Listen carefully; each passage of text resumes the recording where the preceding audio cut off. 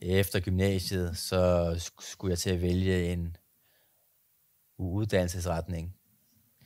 Og jeg valgte faktisk at blive ingeniør, fordi jeg tænkte, at jeg kunne gemme mig om bag en skærm og sidde og regne, og jeg skulle undgå at have kontakt med kunder og mennesker. Så det var faktisk helt bevidst, at jeg prøvede at gemme mig fra at have menneskekontakt lidt. Men så er det så endt med, at jeg nu har en rolle, hvor jeg skal være synlig og skal have rigtig meget kontakt i min hverdag.